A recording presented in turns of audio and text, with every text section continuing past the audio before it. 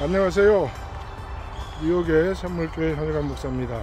오늘도 걸으며 생각하며 걸으며 영상 에세이 함께 산길을 걸어보도록 하겠습니다.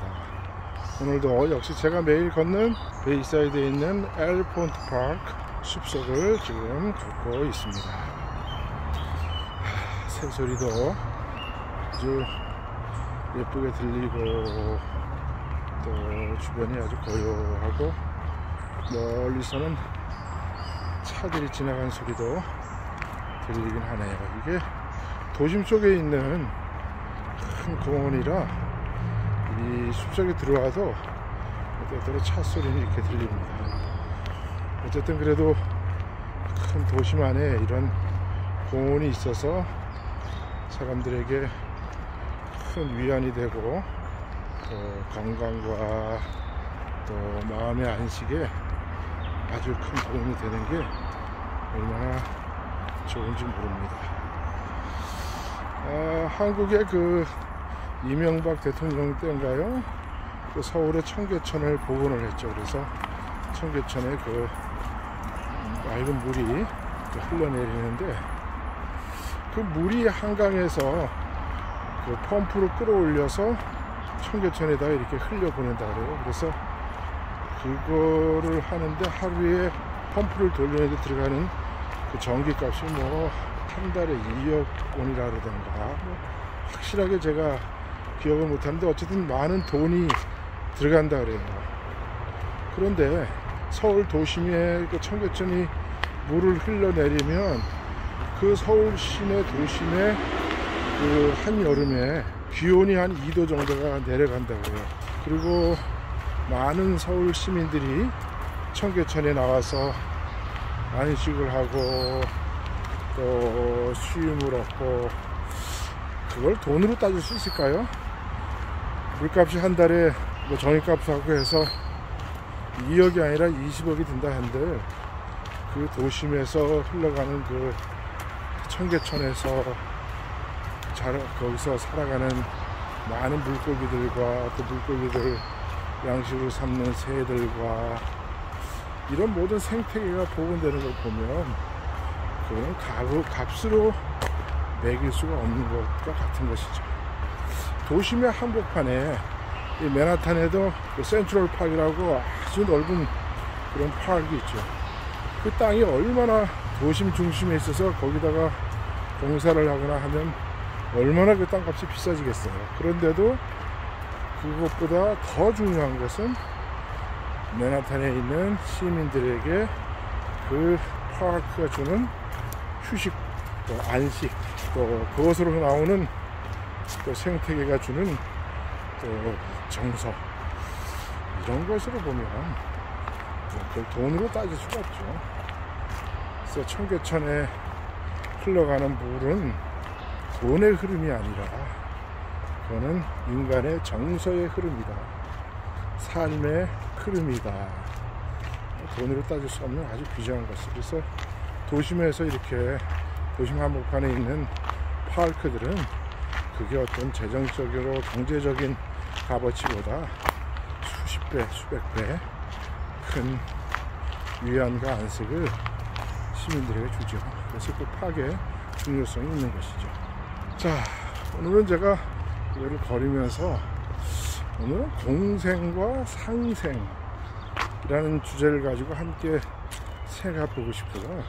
공생과 상생, 우리가 살아가는 이 세상은 공생하는 세상인가 상생하는 세상인가. 이 자연을 보면 이 많은 부분에서 서로 공생의 관계를 이루면서 살아가는 것을 볼 수가 있습니다.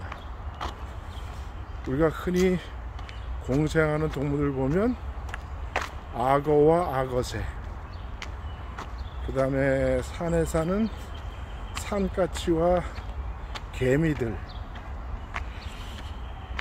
또 공생하는 게 또 뭐가 있을까요? 이 참나무에 붙어있는 겨우살이라는 그런 식물, 이런 모든 것들이 다 공생을 하죠. 그러니까 공생을 하는 것을 보면 그게 참 좋은 관계인 것 같은데, 그 공생보다는 더 좋은 상생이라는 말이 있다는 거죠. 그 상생은 무슨 뜻인가? 상생한다. 상생을 한번 생각해 볼까 합니다. 자, 우리가 공생한다라는 것은 생명의 관계가 서로 따로 존재하는 것이 아니라 서로 더불어 한 코 한 코 한 땀 한 땀 이렇게 얽혀서 사는 것을 이야기합니다. 그래서 이게 공생들이 서로 또 합치면 서로 상생하면서 공생과 상생이 함께 어우러져 사는 것이죠.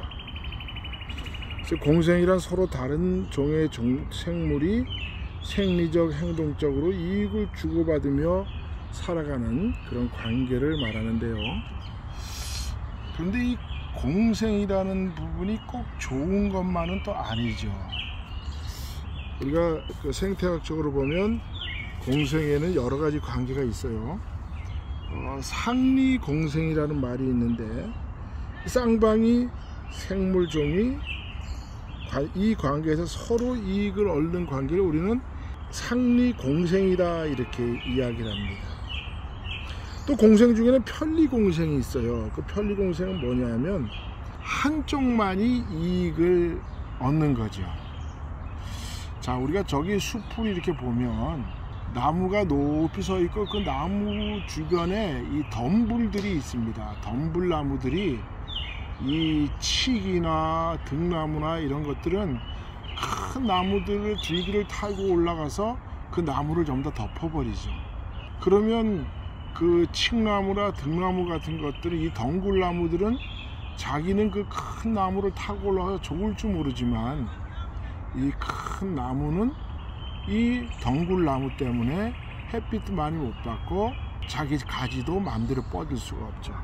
이런 한쪽만의 이익을 얻는 경우를 우리는 편리공생이다 그렇게 이야기를 합니다. 또 편해공생이 있습니다. 편해공생은 뭐냐면 한쪽만이 피해를 입고 다른 한쪽은 아무 영향이 없는 경우를 편해공생이다 그럽니다. 이 편해공생에서 가장 대표적인 게 기생관계죠. 한쪽에만 이익이 되고 상대방의 피해를 입히는 경우가 많습니다.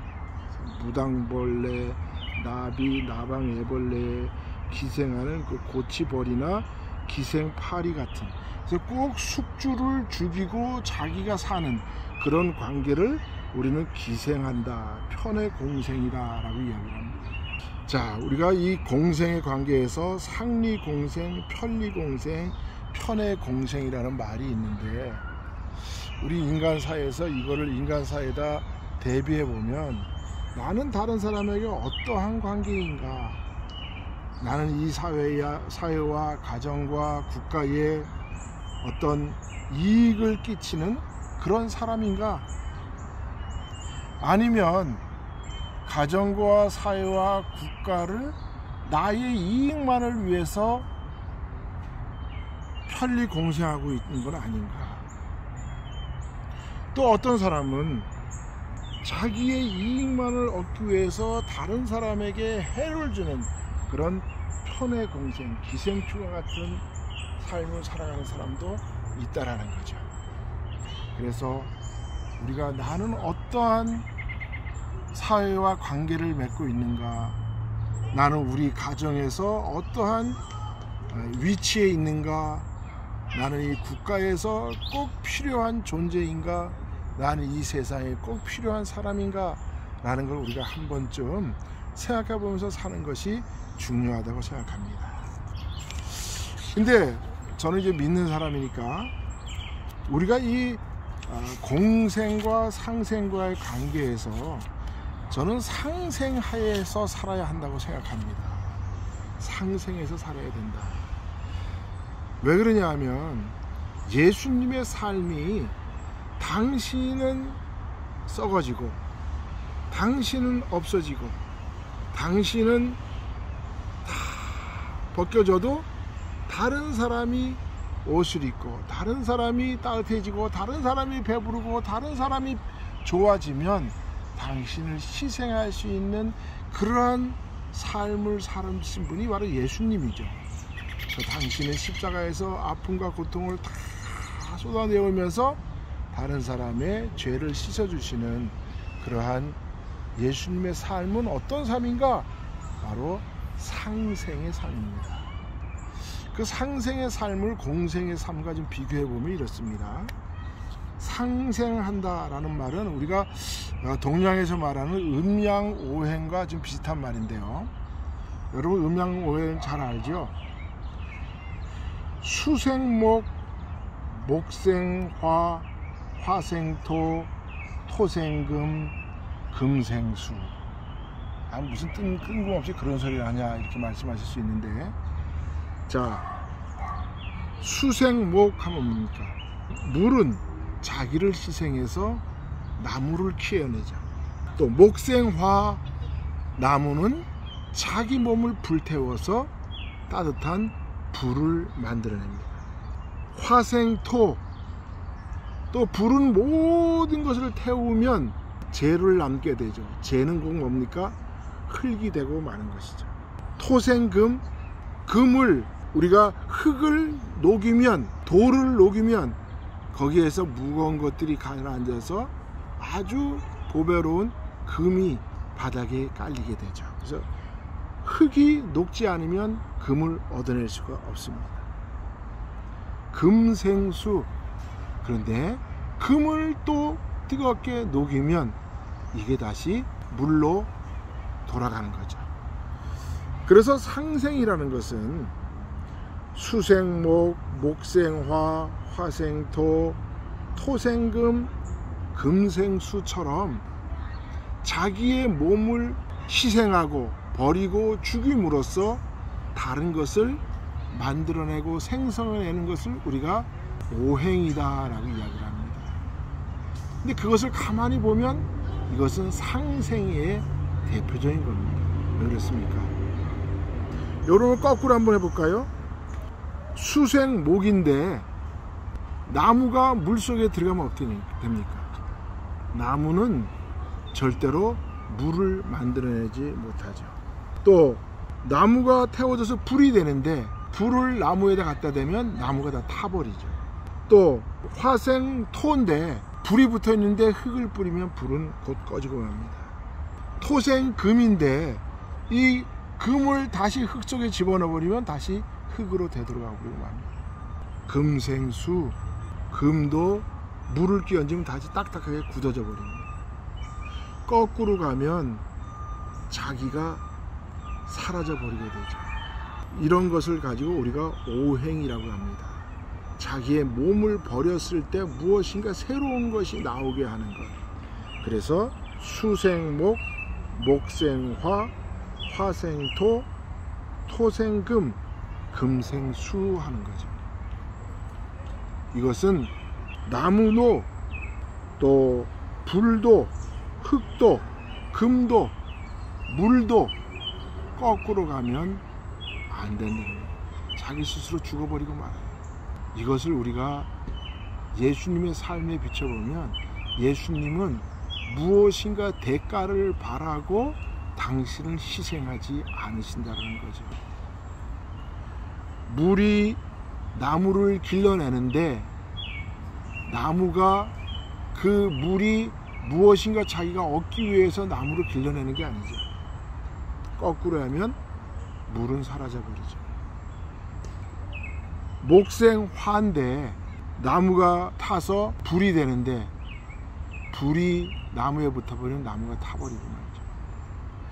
이런 식으로 무엇인가 대가를 얻고 거꾸로 가서 내가 무엇인가 챙기는 것이 아니라 나의 대가도 없이 나의 희생의 대가를 얻으려고 하지 않고 모든 것을 다 주는 것이 바로 상생의 삶입니다.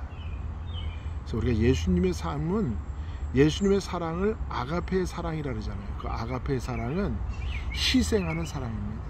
무엇인가 대가를 얻으려고 하는 사랑이 아니죠.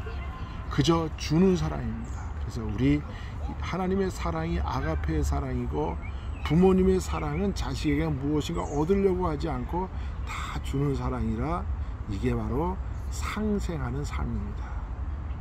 공생하는 삶은요, 처음에는 좋은 것 같지만 공생은 자기끼리만 좋은 거예요. 공생의 대표적인 거 한번 볼까요? 자, 한국의 문재인 정권을 한번 보세요. 그 사람들은 자기끼리의 삶입니다. 공생하는 거, 자기끼리만 좋아요.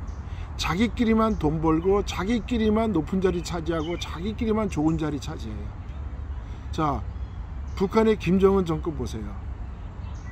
김정은 정권의 백두 혈통에 연관된 사람들만 평양 시내에 살고 자기네끼리만 좋아요. 당권을 갖지 않은 모든 사람들 다 그 사람들의 희생물이죠. 그래서 한국의 문재인 정권이 들어오고 나서 이 자기네들이 그동안 혜택 보지 못했던 재정권을 갖기 위해서 이 사람들이 원자력을 다 없애고 태양광으로 전국을 깔아버린 거예요. 그래서 자기들만 돈 벌 수 있는 구멍을 찾아낸 겁니다. 그게 바로 한국의 원전 사태예요. 이게 바로 공생하는 사람들끼리 자기네끼리만 좋은 거예요. 그런데 지금까지 대한민국의 이승만 대통령이나 박정희 대통령은 자기만 잘 살려고 국가를 왜 헌신하지 않았습니까? 모든 사람들이 잘 살기 위해서 자유민주주의를 택했고, 모든 사람들이 잘 살기 위해서 현재 내가 희생해서 우리 후손들에게 이 나라를 물려주자는 박정희 대통령의 그 새마을 정신, 국민 교육 헌장이라는 그 정신을 보면 바로 상생하는 삶의 대표적인 사례들입니다. 공생을 할 것이 아니라 상생하려고 노력해야 됩니다. 예수님처럼 대가를 바라지 않고 모든 것을 다 내어주는 그러한 상생의 삶을 살려고 노력하는 우리가 되십시다. 그래서 수생목, 목생화, 화생토, 토생금, 금생수 하는 상생의 삶을 살아가는 여러분들이 되시기를 바랍니다. 오늘도 뉴욕에 있는 샘물교회 현역한 목사가 하는 걸으며 생각하며 걸으며 에세이 영상 여기까지 하겠습니다. 감사합니다. 안녕히 계십시오.